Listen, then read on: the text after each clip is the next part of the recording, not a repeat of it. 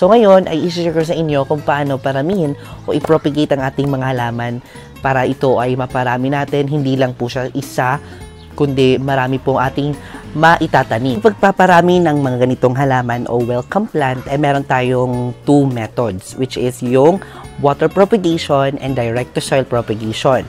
So paano ba natin mapaparami ito? Kinakailangan na syempre putulan natin ang isang halaman.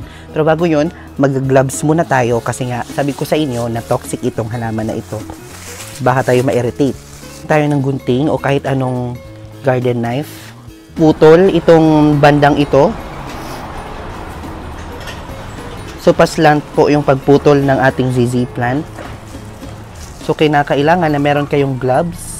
Kasi kapag mahawakan yung dagta ito, nako, napakakati. Ganito po magputol ng aning halaman. Ganito po. Isa-isahin lang natin para dumami po. Yan, ganyan. Itong part na ito, pinakita ko lang sa inyo para alam nyo na pwedeng ganitong kaliit yung halaman na pagtataniman nyo ng ZZ plant. Ito naman, pinakita ko din sa inyo kung paano karami yung dahon ng ZZ plant. Ito naman yung madami. Then, ipapakita ko sa inyo kung paano itatanim siya sa water. So, napakasimple lang mga ka-jungle kapag tatanim kayo ng water propagation. Siyempre, tatanggalin lang ninyo ang mga dahon na ito.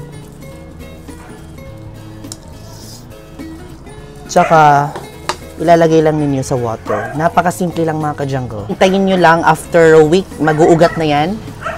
Then, dito naman, to direct soil propagation. So, gagamit kayo ng soil which is may halo siyang coco peat and then pumice kasi mas better yung medyo may bato-bato. Yun ang aloe vera mga ka-jungle kasi yung aloe vera is for rooting hormone siya. Meron tayong aloe vera kasi meron tayong for rooting hormone. Makikita niyo naman sa mga reels ko ay nagtuturo ako doon sa may mga aloe vera na tutusok lang yung kanyang stem, then diretso tanim. Napakasimple lang magtanim ng ating mga ZZ plant. So, ituro ko din sa inyo mga ka-jungle kung paano itanim ang dahon. Kasi pwede din itong itanim through dahon. Ganyan lang ang pagtatanim ng dahon. Igaganyan nyo lang kasi magkakaugat yan. Diba? Lalagyan nyo din ito ng aloe vera. Yan. Tapos hindi nyo muna didiligan guys. Pero dapat medyo moist yung kaniyang soil para tumubo agad siya.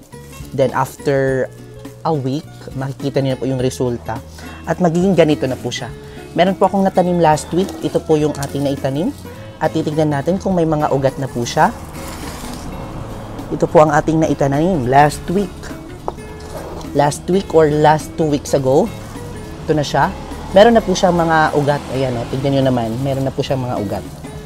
And successful ang ating propagate. Ayan o. So, ilabalik lang natin yan. Ganyan lang magparami ng ating mga ZZ plant o welcome plant. Ayan na nga mga ka-jungle, tinuro ko sa inyo kung paano natin pinaparami ang mga ganitong halaman na ZZ plant. Very easy to propagate, very easy paramihin. At kung gusto nyo magparami at magbenta nito, very easy lang. Pwede din itong pang negosyo mga ka-jungle, lalo na sa mga plantita at plantito dyan na mahilig maghalaman at bumili ng halaman. I hope may natutunan kayo in this episode of Plant With Me. And don't forget to follow and share this video para makita din ang karamihan. Maraming salamat sa panood and I will see you next episode mga ka-jungle because more plant, less stress!